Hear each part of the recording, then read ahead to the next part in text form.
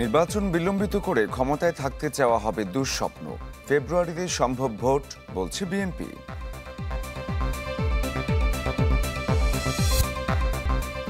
স্মৃতি বিজড়িত পবিত্র আশুরা আজ সকালে পুরান ঢাকা থেকে বের হবে তাজিয়া মিছিল।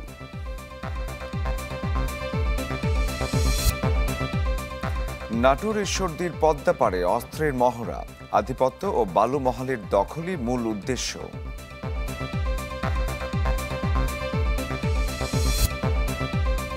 টেক্সাসে হঠাৎ বন্যায় নিহতের সংখ্যা বেড়েছে 40 জন।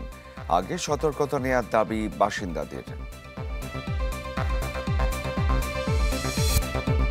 বিচার সংস্কারের নামে কেউ দীর্ঘদিন ক্ষমতায় থাকতে চাইলে সেটি দুঃস্বপ্নে পরিণত হবে, এমন হুঁশিয়ারি দিয়েছেন বিএনপি নেতারা। তারা দাবি করেন ফেব্রুয়ারিতেই সম্ভব অবাধ ও সুষ্ঠু একটি নির্বাচন।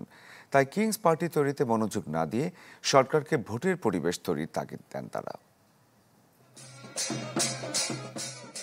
কেরানীগঞ্জের চুনকুটিয়া বালিকা উচ্চ বিদ্যালয় মাঠে ঢাকা জেলা দক্ষিণ বিএনপির এই সমাবেশ। কর্মসূচিতে আমন্ত্রিত অতিথি হিসেবে যোগ দেন দলটির কেন্দ্রীয় নেতারা। হুঁশিয়ারি দেন সংস্কার বিচারের নামে কেউ দীর্ঘমেয়াদে ক্ষমতায় থাকতে চাইলে সেটি দুঃস্বপ্নে পরিণত হবে। অনেকেই বলছে আমরা সংস্কার চাই না, আমরা বিচার বিলম্বিত করতে চাই, আমরা শুধু নির্বাচন করছি। এই কথাগুলো কারা বলছে? যারা নির্বাচনে আসলে যাদের জামানত না থাকার কথা তারা বলছে। এই কথাগুলো যারা বলছে তারা অনুপাত ভিত্তিক আনুপাতিক হারে নির্বাচনের কথা যারা বলছে তারাই এই সমস্ত বয়ান দিচ্ছে। ঢাকা বিশ্ববিদ্যালয়ে জাতীয়তাবাদী লেখক ফোরামের আলোচনা সভায় বিএনপি নেতা মঈন খান বলেন, পালিয়ে যাওয়ায় আওয়ামী লীগের চরিত্র 5 আগস্টের মতো পালিয়ে গিয়েছিল মুক্তিযুদ্ধের সময়ও। পাক হানাদার বাহিনী হায়নার মতো যখন ঝাঁপিয়ে পড়েছিল নিরীহ বাংলাদেশের তৎকালীন পূর্ব পাকিস্তানের নিরীহ মানুষের উপরে, তখন তারা কোথায় ছিল সে রাতে এবং পরবর্তী তারা কোথায় পালিয়ে গিয়েছিল সেই ইতিহাস শহীদ প্রেসিডেন্ট জিয়া রহমানের অজানা ছিল না। এবং সেই কারণেই কিন্তু সেদিন তিনি চট্টগ্রামে বিদ্রোহ ঘোষণা করেছিলেন। ধানমন্ডিতে গণঅভ্যুত্থানে শহীদদের স্মরণে ফুটবল টুর্নামেন্টের উদ্বোধনী অনুষ্ঠানে বিএনপি নেতারা তাগিদ দেন কিংস পার্টি তৈরি না করে ফেব্রুয়ারির মধ্যে নির্বাচন আয়োজনের। আমরা আশা করব ফেব্রুয়ারি মাসে একটি সুষ্ঠু নিরপেক্ষ নির্বাচন দেবেন এই সরকার। নির্বাচন কমিশন একটি সুষ্ঠু নির্বাচনের ব্যবস্থা করবেন যাতে জনগণ তাদের মনে ভাবটি প্রকাশ করতে পারে। এবং আমরা আশা করি এই সরকার আর কিংস পার্টি সৃষ্টি করবে না। জনগণকে যাতে নিরাপদে তাদের ভোটাধিকার দিতে পারে সেই ধরনের একটা পরিবেশ তারা সৃষ্টি করবে। আজকে অনেকেই ঘোলা পানিতে মাছ শিকারের চেষ্টা করছেন। কেউ কেউ বলছেন নির্বাচনের পরিবেশ নেই। কেন বলছেন? আপনি এতই পরিবেশবাদী? পৃথিবীর যুগ যুগ ধরে যে সংগ্রাম আন্দোলন, মানুষের যে অধিকার, এই অধিকার তো রাজনৈতিক সংগ্রামের মধ্যে দিয়ে গিয়ে এসছে। তাই রাজনৈতিক সংগ্রাম ত্বরান্বিত করতে হলে তার নির্বাচিত পার্লামেন্ট লাগবে, নির্বাচিত জনপ্রতিনিধি লাগবে যারা জনগণের কাছে জবাবদিহিতা করবে। এদিকে আশুরা উপলক্ষে দেয়া বাণীতে আওয়ামী লীগ আমলের গুম, খুন ও নির্যাতনকে এজিদ বাহিনীর কর্মকাণ্ডের সাথে তুলনা করেছেন বিএনপির ভারপ্রাপ্ত চেয়ারম্যান তারেক রহমান। নেতাকর্মীদের আহ্বান জানান ন্যায় ইনসাফ প্রতিষ্ঠা না হওয়া পর্যন্ত আন্দোলন চালিয়ে যাওয়ার। মাহবুবুর রহমান, চ্যানেল 24, ঢাকা। জাতীয় পার্টির আস্থার সেতুতে আবারও ফাটল ধরেছে। দলের কাউন্সিলকে ঘিরে কোথাও অভিমান, কোথাও আবার স্পষ্ট বিদ্রোহ দেখা দিয়েছে। গঠনতন্ত্র সহ সংশোধন সহ 3 দফা দাবি তোলায় বহিষ্কারের তালিকায় আছেন দলের মহাসচিব সহ হেভিওয়েট বেশ কয়েকজন নেতা। জিএম কাদেরের নেতৃত্বে আস্থাহীনতা সহ প্রয়োজনে আইনি পদক্ষেপ নেওয়ার কথাও জানান কেউ কেউ। আশরাফুল আলম আকাশের রিপোর্ট। দীর্ঘ 16 বছর ক্ষমতার কাছাকাছি থেকে রাজনীতি করা জাতীয় পার্টি উভয় সংকটে পড়েছে 24-এর নতুন বাংলাদেশে। একদিকে দল হিসেবে কোণঠাসা জাতীয় রাজনীতিতে, অন্যদিকে অভ্যন্তরীণ কোন্দল চরমে। ফলে ফের শুরু হয়েছে বহিষ্কারের খেলা। সম্প্রতি দলটির কাউন্সিল ঘিরে মুখোমুখি চেয়ারম্যান জিএম কাদের বনাম মহাসচিব মুজিবুল হক চুন্ন। চেয়ারম্যানের বিপক্ষে গিয়ে কাউন্সিলের চেষ্টার অভিযোগে শিগগিরই বহিষ্কার করা হবে চুন্নুসহ 10 জনকে। এই তালিকায় শোনা যাচ্ছে সিনিয়র কো চেয়ারম্যান আনিসুল ইসলাম মাহমুদ ও কো চেয়ারম্যান রুহুল আমিন হাওলাদারের নাম। পার্টির চেয়ারম্যানকে বহিষ্কার করে দেয়া বা পার্টির চেয়ারম্যানকে বাদ দিয়ে কাউন্সিল করার চেষ্টাটা আমাদের নেতাকর্মীরা অত্যন্ত দুঃখ ভারাক্রান্ত মনে এটাকে নোটিশ করেছে, যে কারণে হয়তোবা দল থেকে অনেকে বাদ পড়বেন এবং খুব সম্ভবত দলের মহাসচিবের পরিবর্তন অত্যাসন্ন। আমার ধারণা সবসহ 10 জন হতে পারে। প্রেসিডিয়ামের সিদ্ধান্ত অনুযায়ী তাদেরকে পার্টির সকল সদস্যপদ থেকে প্রেসিডিয়াম সকলে রেজলিউশন করেছে যে তাদেরকে যেন পার্টির সমস্ত সদস্যপদ থেকে বহিষ্কার করা হয়। জাতীয় পার্টির গঠনতন্ত্রে চেয়ারম্যানকে দেয়া একক ক্ষমতার যে ধারা, তার সংশোধন চান জিএম কাদের বিরোধীরা। এছাড়া আর্থিক অনিয়ম ও স্বৈরাচারী নেতৃত্বের অভিযোগ তাদের। ওনার কথার সাথে কাজের কোনো মিল নাই। উনি সবসময় গণতন্ত্রের কথা বলেন আর নিজের দলের গণতন্ত্রের কথা বলে উনি ক্ষিপ্ত হয়ে যান। উনি একরুখা, উনি এই স্বৈরতন্ত্রের বাবা।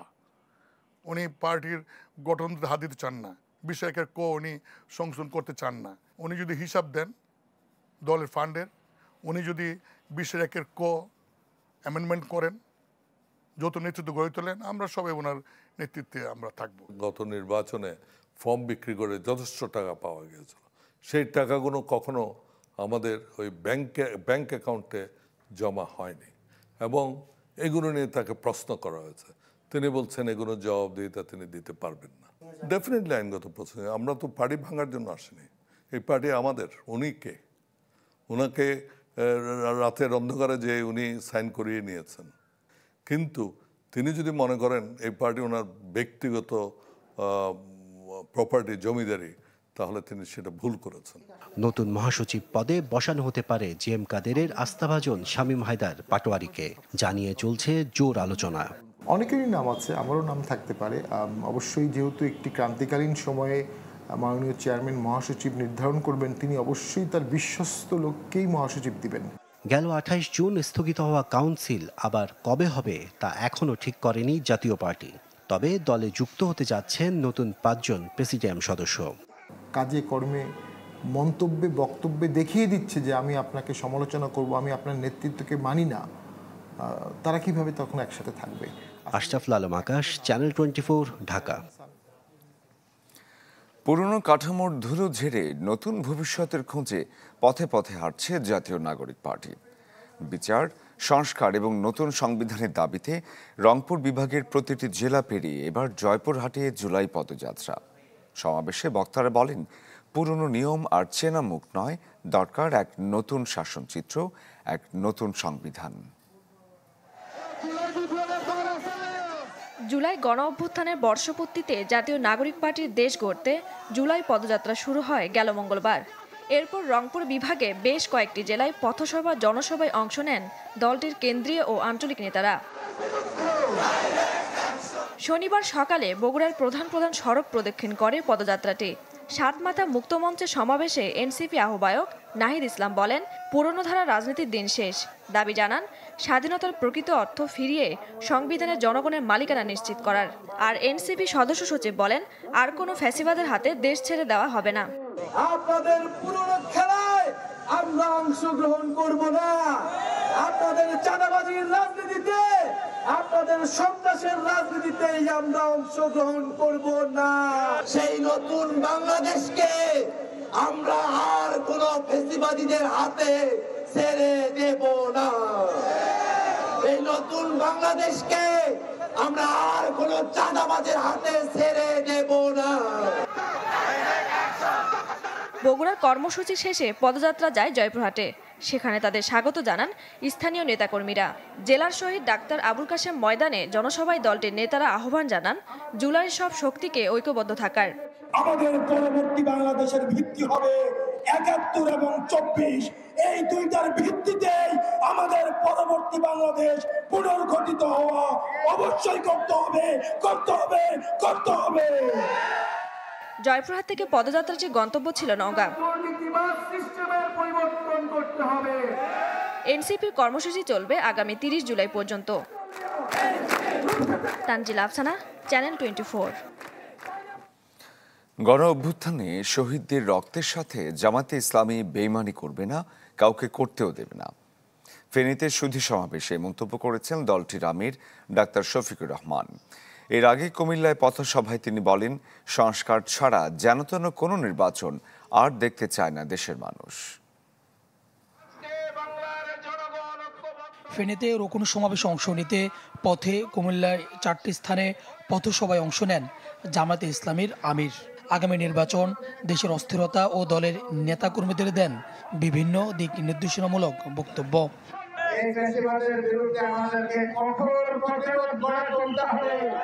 ডাক্তার শফিকুর রহমান বলেন, 2014 আর 2018 মতো যেন তেন নির্বাচন দেখতে চান না জনগণ। কোনোভাবেই নতুন বাংলাদেশের অর্জন নষ্ট হতে দেওয়া হবে না বলেও জানান তিনি। ঘোষণা দেন, যতদিন ফেসিবাদ থাকবে ততদিন বিশ্রাম নেবে না জামায়াতের কর্মীরা। আগামী নির্বাচন সুষ্ঠু হওয়ার উপর সেটা নির্ভর করবে। আমরা যেন তেন কোনো নির্বাচন চাই না। বাংলাদেশে বিভিন্ন জায়গায় ইদানিং রাজনীতির নামে যে অপকর্ম আর উৎপাত আমরা লক্ষ্য করছি, আমরা সংশ্লিষ্ট দলগুলোকে বলবো, সাবধান হন, নিজেদেরকে সামলান, নইলে জনগণই আপনাদেরকে সামলিয়ে দেবে ইনশাআল্লাহ। পরে ফেনীতে রকুন সম্মেলনে এসে যোগ দেন জামায়াতের আমির। বলেন, গত 15.5 বছর লুট করে বিদেশে পাঠানো হয়েছে দেশের অর্থ। আমরা চাচ্ছি একটা দুর্নীতিমুক্ত বাংলাদেশ গড়ে উঠুক, আমরা চাচ্ছি একটা মানবিক বাংলাদেশ, আমরা চাচ্ছি একটা ইনসাফ ভিত্তিক বাংলাদেশ। এই অভিযাত্রায় আমরা প্রিয় শহীদবৃন্দকে আমাদের পাশে চাই, আমাদের সাথে চাই, আপনাদের বুকের বিছানায় আমাদের জন্য ভালোবাসার একটি জায়গা চাই। আওয়ামী লীগ ইসলামী নেতৃত্ব ও বিচারকে ধ্বংস করেছে বলেও মন্তব্য করেন আমিরে জামায়াত। এই সমাজে জাতি, ধর্ম, দল, মত নির্বিশেষে প্রত্যেকটি মানুষ সুবিধা। সুলতান মাহমুদ আরিফ, চ্যানেল 24। এবারে জুলাই অভ্যুত্থান নিয়ে আমাদের মাসব্যাপী বিশেষ আয়োজন রক্তে ভেজা জুলাই।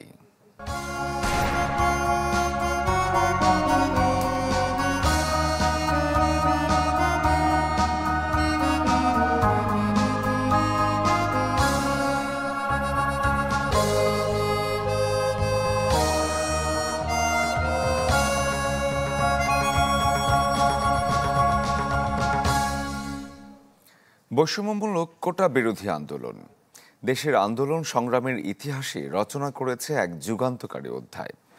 2013 থেকে 2018 এবং সবশেষ 24 সাল চাকরিতে ন্যায্যতার দাবি নিয়ে শুরু হওয়া এই অভিযানের গন্তব্য ঠেকেছে গণ অভ্যুত্থান আর স্বৈরাচার পতনে।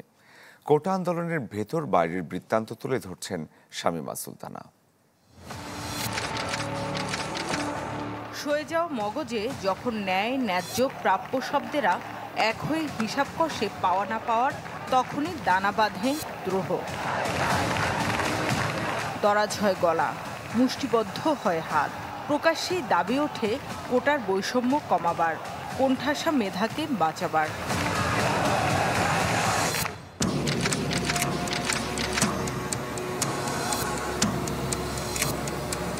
দিনপঞ্জি বদল হয় 5 বার, বদল হয় না চাকরির খেরোখাতায় গেঁথে দেয়া বৈষম্যের দাগ।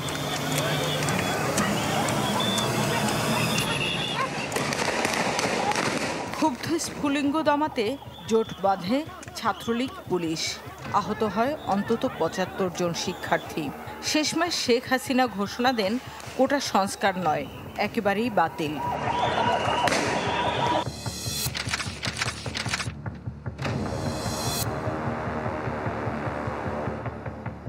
ছাইচাপা আগুনে ঘি ঢালে 5 জন, বাতিল হয় কোটা বাতিলের প্রজ্ঞাপন। ফের জ্বলে ওঠে প্রতিবাদের মুষ্টিবদ্ধ হাত, দাবানল হয় লেলিহান শিখা, ছড়িয়ে যায় টেকনাফ থেকে তেঁতুলিয়া।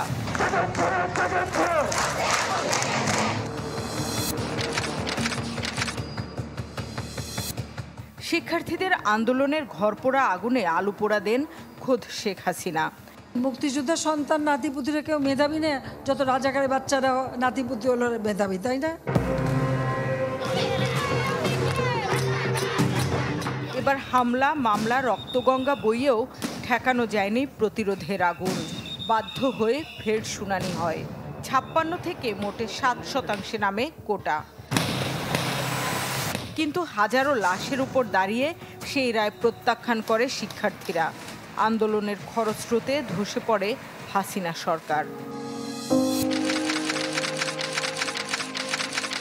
সময়ের বদল হয়, বদলায় না কেবল বৈষম্যের শেকল।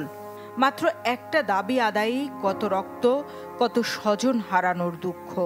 তবে মেধার রাজত্বে বন্ধ হয় না কোটার অংশীদারিত্ব, থেকে যায় নতুন নামে জুলাই কোটা। তাই প্রশ্ন ওঠে, বৈষম্য বিরোধী আন্দোলন কি ফের নতুন বৈষম্যের জন্ম দিচ্ছে? শামীমা সুলতানা, চ্যানেল 24, ঢাকা। পবিত্র আশুরা আজ মুসলমানদের কাছে শোক ও ত্যাগের মহিমার এক অনন্য অনুষঙ্গ এই দিনটি। এই দিন হজরত মুহাম্মদ সাল্লাল্লাহু আলাইহি ওয়াসাল্লামের প্রিয় নাতি ইমাম হোসাইন রহমতুল্লাহ আলাইহির শাহাদাত বরণ করেন। শিয়া সম্প্রদায় দিনটি পালনে তাজিয়া মিছিল বের করে। এছাড়া জাতীয় মসজিদ বায়তুল মুকাররমে ইসলামিক ফাউন্ডেশন পবিত্র আশুরার গুরুত্ব ও তাৎপর্য শীর্ষক আলোচনা সভা ও দোয়া মাহফিলের আয়োজন করেছে। দিনটি উপলক্ষে বাণী দিয়েছেন রাষ্ট্রপতি ও প্রধান উপদেষ্টা। সকাল 10টায় পুরান ঢাকার হুসাইনি দালান থেকে ইমামবাড়া থেকে বের হবে 10 মহরমের প্রধান তাজিয়া মিছিল। নামাজ, রোজা সহ বিভিন্ন নফল ইবাদতের মধ্য দিয়ে দিনটি পালন করবেন ধর্মপ্রাণ মুসলমানরা।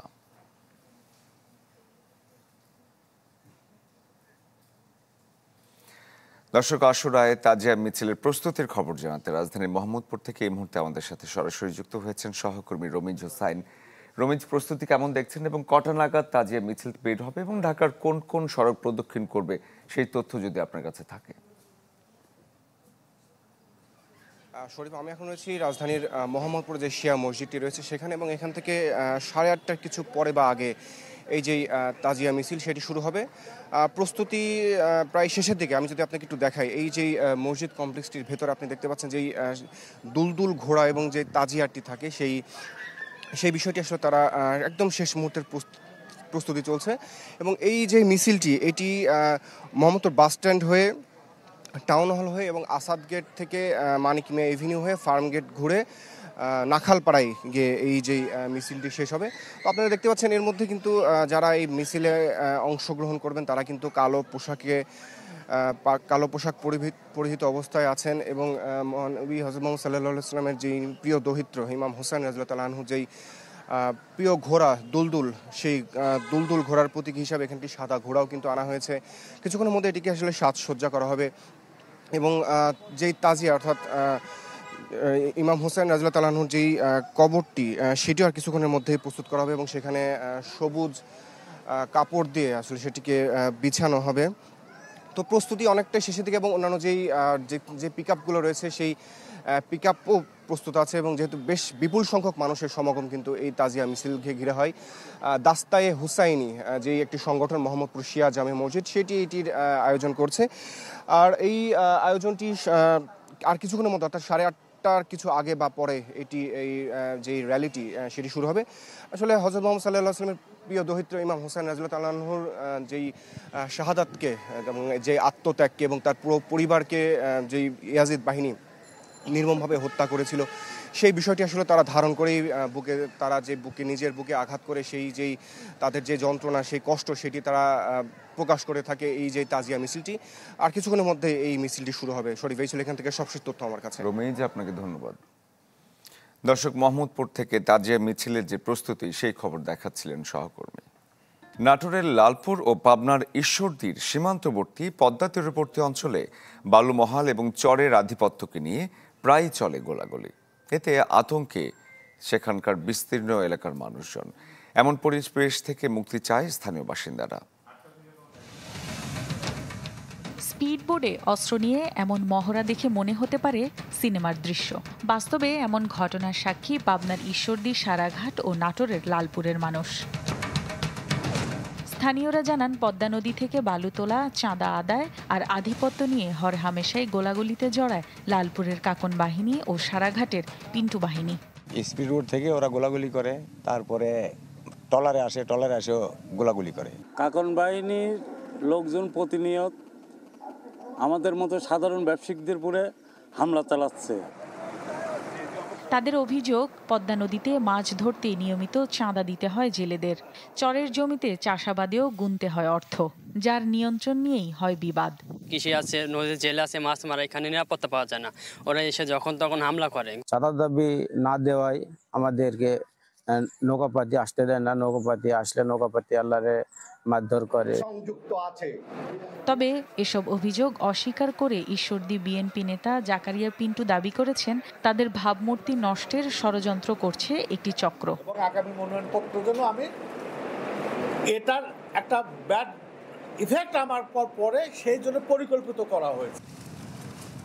প্রকাশ্যে অস্ত্রের মহড়া ও হানাহানি বন্ধে আইন শৃঙ্খলা বাহিনীকে ব্যবস্থা নেয়ার তাগিদ নাগরিক সমাজের প্রতিনিধিদের। আমরা চাইব যাদের যাদের কাছে অবৈধ অস্ত্র আছে প্রয়োজনে সেনাবাহিনীকে স্পিডবোট বা অন্যান্য নৌযান সরবরাহ করা হোক, সেনাবাহিনীও এই সন্ত্রাসীদেরকে আইনের আওতায় নিয়ে আসুক।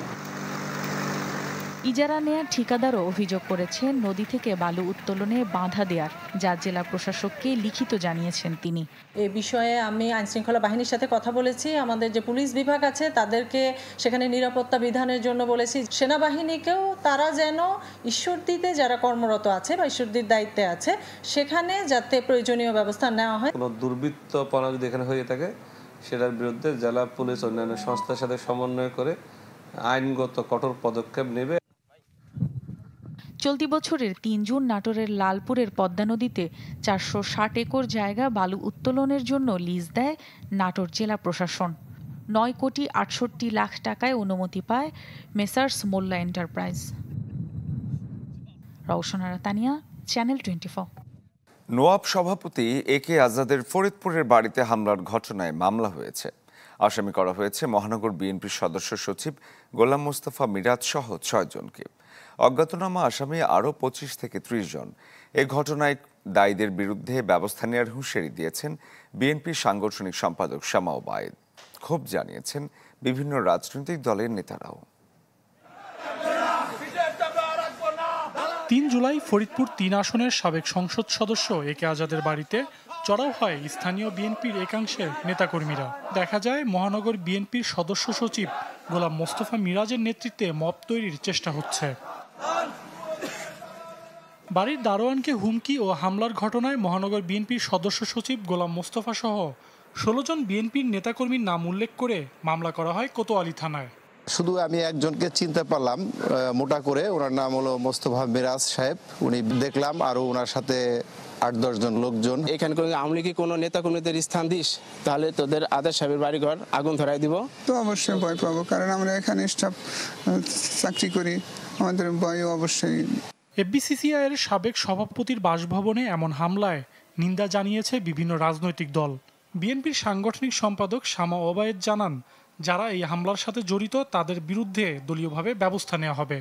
এই ধরনের কাজ যদি কেউ করে থাকে সেটা অবশ্যই দল দেখবে এবং দল সেটা ব্যবস্থা নিবে। এটা তো দুঃখজনক ব্যাপার। অবশ্যই ফরিদপুরে একে আজাদ সাহেবের বাসায় এবং সেটা বিএনপি জড়িত থাকে সেটা নিশ্চয়ই দল দেখবে। এদিকে পুলিশ সদর দপ্তর থেকে বলা হয়, কোনোভাবেই মব সন্ত্রাসকে প্রশ্রয় দেওয়া হবে না। যে বা যারাই এর সাথে জড়িত তাদের বিচারের আওতায় আনা হবে। এই সমস্ত ঘটনাগুলোর ক্ষেত্রে আমরা সাথে সাথে রেসপন্স করব এবং যে আইনানুগ যে ব্যবস্থাটি রয়েছে সেই আইনানুগ ব্যবস্থাটি আমরা গ্রহণ করব। ফরিদপুর পুলিশ সুপার জানান, বিষয়টি গুরুত্বের সাথে নিয়ে আসামিদের ধরতে কাজ করে যাচ্ছে পুলিশ। অভিযোগ পাওয়ার সাথে সাথেই আমরা আইনগত ব্যবস্থা গ্রহণ করি এবং মামলা রুজু করি আর কি। মামলা তদন্তাধীন রয়েছে এবং আসামি ধরার কাজ আমাদের চলছে। সজল সাইক, চ্যানেল 24, ঢাকা। দর্শক, এবারে ডেঙ্গু পরিস্থিতির খবর জানাতে চাই। আমাদের সহকর্মী চাঁদপুর থেকে যুক্ত হচ্ছেন আল ইমরান শোভন। শোভন, ডেঙ্গু পরিস্থিতি সারা দেশেই বেশ চোখ রাঙাচ্ছে, চাঁদপুরের কি অবস্থা? আমি এই মুহূর্তে রয়েছি চাঁদপুর 250 শয্যা বিশিষ্ট সরকারি জেনারেল হাসপাতাল। আমি যদি আজকে চিত্রটা যদি একটু দেখাই, হাসপাতালে বিভিন্ন ধরনের রোগীর বেশ আনাগোনাই রয়েছে এবং হাসপাতাল থেকে কিছু জানিয়েছেন তারা যেটি বলছেন বিগত সময়ের বিশেষ করে বর্ষার এই মৌসুমটিতে যে পরিমাণ ডেঙ্গু রোগীর যে একটি ভিড় থাকতো সেটি তুলনামূলক কম। তারা জানিয়েছেন এখানে প্রতিদিন গড়ে 2 থেকে 3 জন রোগী এখানে ডেঙ্গু আক্রান্ত রোগী এসে চিকিৎসা নিচ্ছেন। যারা চিকিৎসা নিচ্ছেন তারা বিশেষ করে রাজধানী ঢাকায় ডেঙ্গু আক্রান্ত, তারা এখানে পরিবারের এবং যোগাযোগের সুবিধার্থে তারা স্থানীয় এই হাসপাতালে তারা চিকিৎসা নিচ্ছেন। চলতি মাসে এই হাসপাতালে এ পর্যন্ত প্রায় 15 জন রোগী তারা চিকিৎসা নিচ্ছেন এবং গত মাসে অর্ধশত রোগী চিকিৎসা নিচ্ছেন। হাসপাতাল কর্তৃপক্ষ বলছেন যারা ডেঙ্গু আক্রান্ত আছেন তাদেরকে প্রয়োজনীয় চিকিৎসা সেবা দেওয়া হচ্ছে এবং তাদের চিকিৎসার ব্যাপারে কোনো ধরনের যাতে ত্রুটি বা বিচ্যুতি না হয় সেই ব্যাপারে হাসপাতাল কর্তৃপক্ষ সজাগ রয়েছে এবং বর্ষার এই মৌসুমটিতে ডেঙ্গু সচেতনতার জন্য তারা বিভিন্নভাবে পরামর্শ দিয়ে যাচ্ছেন। আমি থেকে আরেকটি বিষয় জানিয়ে রাখি, ডেঙ্গু সচেতনতা এবং পরিষ্কার পরিচ্ছন্নতার লক্ষ্যে চাঁদপুর পৌরসভার পক্ষ থেকে বিভিন্ন ধরনের পদক্ষেপ নেওয়া হয়েছে ইতিমধ্যে। শোভন, আপনাকে অনেক ধন্যবাদ। দর্শক, আমাদের সাথে চাঁদপুর থেকে সহকর্মী যোগ দিয়েছিলেন, সেখানকার ডেঙ্গু পরিস্থিতির খবর জানাচ্ছিলেন। দুর্গম পাহাড়ে নির্মাণ করা সীমান্ত সড়ক মাথা উঁচু করে দাঁড়িয়ে আছে দেশের প্রকৌশল সক্ষমতার এক অনন্য উদাহরণ হয়ে। সমতলের চেয়ে দুর্গম আর কণ্টকাকীর্ণ এই এলাকায় এভাবে সড়ক নির্মাণ কিভাবে সম্ভব, তাও যেন রীতিমতো এক বিস্ময়। যে সড়ক নির্মাণে সেনা সদস্য সহ 7 জন নিহতের পাশাপাশি উতরাতে হচ্ছে বহুমুখী চ্যালেঞ্জ। অনন্য এই সড়ক নির্মাণের গল্পই জানাচ্ছেন ইমদাদুল হক, ছবি তুলেছেন সেলিমুল্লাহ। উঁচু খাড়া পাহাড় আর তার পাশ ঘেঁষে আঁকাবাঁকা পথ, কোথাও ঊর্ধ্বমুখী, কোথাও খাড়া ঢাল বেয়ে নামছে রাস্তা, কোথাও সড়ক গেছে সমুদ্রপৃষ্ঠ থেকে 3000 ফুট উপর দিয়ে। এটি কোনো বিদেশি চলচ্চিত্রের রোমাঞ্চকর পথের দৃশ্য নয়, দেশের দুর্গম পাহাড়ে নির্মিত সীমান্ত সড়কের চিত্র, যেখানে যাতায়াত রুদ্ধশ্বাস এক অভিজ্ঞতা। দেশের প্রকৌশল সক্ষমতারও অনন্য এক উদাহরণ এই সীমান্ত সড়ক।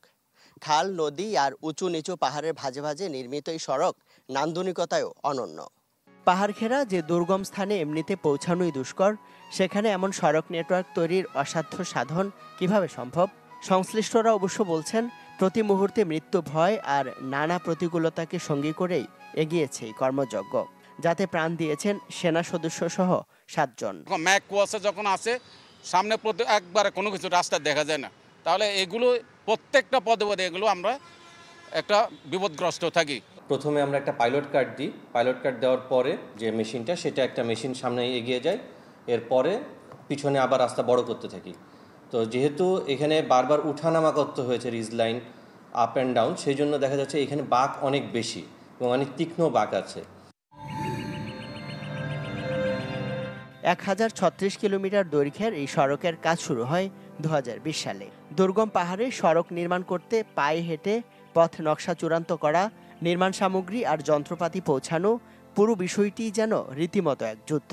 এই পাহাড়ি জনপদে অনেক জায়গায় যোগাযোগ ব্যবস্থার কোনো কিছু নাই, ম্যাটেরিয়াল কোথা থেকে নেবে সেটার কোনো ঠিক নাই এবং অনেক দূর থেকে সেই ম্যাটেরিয়ালগুলো এখানে ক্যারি করতে হয়। এমন উঁচু পাহাড় আছে যে প্রায় 1 কিলোমিটার উপরে বসে সেখানে কাজ করতে হয়।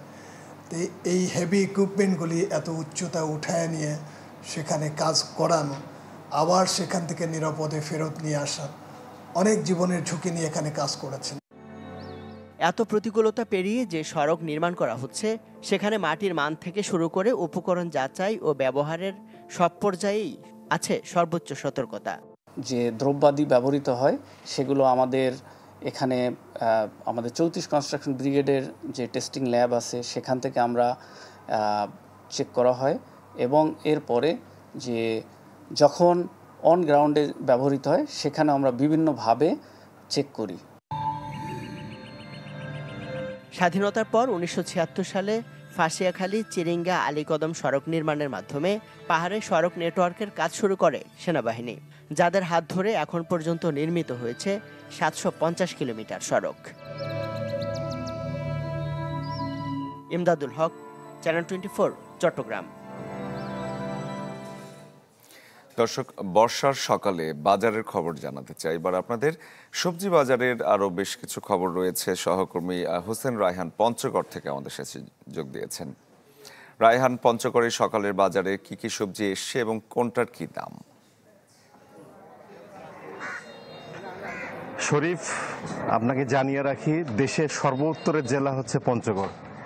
এখানকার মাটি এবং আবহাওয়া অনেকটা বিরূপ। বিশেষ করে অর্থকরী ফসল, সবজি সবকিছু চাষের উপরে। তারপরেও কিন্তু বিগত 1.5 দশক ধরে পঞ্চগড় জেলার বিভিন্ন অঞ্চলে ব্যাপক আকারে সবজির আবাদ হচ্ছে। বিশেষ করে শীতকালীন সবজি এবং গ্রীষ্মকালীন সবজি দুটোরই ফলন এখানে অনেক ভালো হয়। আমি এখন দাঁড়িয়ে আছি শরীফ পঞ্চগড় জেলার রাজনগর বাজারে। এটি হচ্ছে পঞ্চগড় জেলার সবচেয়ে বড় পাইকারি বাজার, যেখানে পঞ্চগড় জেলার প্রত্যন্ত অঞ্চল থেকে সবজি চাষিরা এখানে সবজি নিয়ে আসে এবং এখান থেকে সেই সবজি বিক্রি হওয়ার পরে ছোট ছোট ব্যবসায়ীরা বিভিন্ন জায়গায় এই সবজি নিয়ে যায়। তো আপনাকে যেমনটি বলা দরকার সেটি হচ্ছে যে এবার বৃষ্টিপাতের কিছুটা তারতম্যের কারণে পঞ্চগড়ে আসলে যে গ্রীষ্মকালে যে সবজিটা উৎপাদন হয় সেটি কিন্তু আসলে কম ফলন হয়েছে। আর যেটি এখন বর্তমানে বাজারে আসতে শুরু করেছে সেটির চাহিদা অতিরিক্ত থাকার কারণে এটি চলে যাচ্ছে দেশের বিভিন্ন চালান ক্ষেত্রে। ফলে স্থানীয় যে চাহিদা সেটি কিন্তু আসলে মিলছে না, মানুষের মিটছে না। ফলে কিন্তু প্রতিটি সবজির দাম গড়ে এই সময় যতটুকু থাকার কথা তার চেয়ে কিন্তু অতিরিক্ত 20 থেকে 22 টাকা, অর্থাৎ 40 টাকার নিচে কিন্তু ভালো কোনো সবজি পাওয়া যাচ্ছে না। এটি কিন্তু এই এলাকার মানুষের জন্য একটি সমস্যার কারণ হয়ে দাঁড়িয়েছে। কিন্তু উৎপাদন যেটি হয়েছে সেটি বর্তমানে চলে যাচ্ছে ঢাকা সহ দেশের বিভিন্ন চালান ক্ষেত্রে। কেবলমাত্র আলুর দাম কম, তাছাড়া অন্যান্য যে সবজি যেমন পটল, ঢেঁড়স, টমেটো, লেবু থেকে শুরু করে সবকিছু কিন্তু মূল্য বৃদ্ধি। তো এই পরিস্থিতি আরও মাসখানেকের মতো যাবে বলে আমাকে স্থানীয় কৃষি সম্প্রসারণ অধিদপ্তর জানিয়েছে। বেশ কিছু ফসল উঠার অপেক্ষায় রয়েছে, এগুলো বাজারে উঠলে তখন কিন্তু পরিস্থিতিটা কিন্তু ভালো হয়ে যাবে। তো শরীফ, এই ছিল আমার কাছে পঞ্চগড় জেলার সার্বিক সবজি বাজারের পরিস্থিতি। রায়হান, ধন্যবাদ আপনাকে। এবারে দর্শক আপনাদের নিয়ে যেতে চাই নাটোরে। সেখানে একটি মাছ বাজারে রয়েছেন আমাদের সহকর্মী দেবাশিস কুমার সরকার। দেবাশিস, সকাল সকাল কি কি মাছ বাজারে এলো এবং দামটাও যদি আপনি আমাদের বলেন। শরীফ, আপনি জানেন যে নাটোরে কিন্তু মাছে উদ্বৃত্ত একটি জেলা। নাটোরে যে মাছের চাহিদা রয়েছে প্রায় 40,000 মেট্রিক টন মাছের চাহিদা রয়েছে, তার বিপরীতে নাটোরে কিন্তু মাছের উৎপাদন যেটা, আপনি জানেন যে নাটোরে বিশেষ করে চলন বিল, হালতুর বিল সহ প্রায় 32,000 পুকুর রয়েছে। এই সমস্ত পুকুরগুলোতে এবং বিলগুলোতে কিন্তু প্রচুর করে মাছ আহরণ হয়। এখন যেহেতু বর্ষাকাল সেহেতু মাছের আধিক্যটাও একটু বেশি। তারপরেও বিলের মাছ তুলনামূলকভাবে এখন কম উঠছে। তো সকাল থেকে এই যে পাইকারি বাজারটা নাটোরের নিচে বাজারে শুরু হয়, সেই পাইকারি বাজারে আমি এসেছি সকাল থেকে এবং সেখানে দেখেছি বিভিন্ন প্রকারের মাছ হচ্ছে, বিশেষ করে রুই, কাতলা, মৃগেল সহ অন্যান্য যে মাছগুলো থাকে সেগুলো। তবে দাম কিন্তু হাতের নাগালে না, অনেকটাই বেশি। আমরা যেটা দেখেছি যে কাতল, বড় সাইজের যে কাতলগুলো রয়েছে 2.5 থেকে 3 কেজি বা তারও উপরে যে কাতলগুলো রয়েছে সেই কাতলগুলো বিক্রি হয়েছে 350 টাকা থেকে প্রায় 400 টাকা কেজি দরে। এছাড়া রুই, ডিম ছাড়া যে রুই রয়েছে 101 কেজি থেকে যেটা 1.5 কেজি বা 2.5 কেজি ওজন, সেই রুইটা বিক্রি হয়েছে 260 টাকা থেকে শুরু করে 305 টাকা পর্যন্ত দোকান থেকে। এছাড়া ডিমওয়ালা যে রুই রয়েছে সেই রুইগুলো বিক্রি হয়েছে কিন্তু 250 টাকা কেজি দরে। এছাড়া পাঙাশ রয়েছে যথারীতি 150 টাকা থেকে 200 টাকা, তেলাপিয়া রয়েছে 180 টাকা, মোয়া মাছ যেটা বলা হচ্ছে মলা মাছ, সেই মলা মাছ বিক্রি হয়েছে কিন্তু প্রায় 300 টাকা কেজি দরে। এছাড়া অন্যান্য মাছ যথারীতি বিক্রি হচ্ছে। ইলিশের বাজার সবচেয়ে চড়া। ইলিশ কিন্তু এখনো বাজারে আসতে শুরু করেনি, 8টার পরে থেকে ইলিশ বাজারে ঢুকবে এবং সেই সময় জানা যাবে। তবে কালকের বাজার ছিল ইলিশ সর্বনিম্ন 1200 টাকা থেকে শুরু করে সর্বোচ্চ 3000 টাকা কেজি পর্যন্ত ইলিশ বিক্রি হয়েছে। অনেক ধন্যবাদ আপনাকে, ধন্যবাদ অনেক। দর্শক, নাটোর থেকে মাছ বাজারের খবর জানাচ্ছিলেন দেবাশিস কুমার সরকার।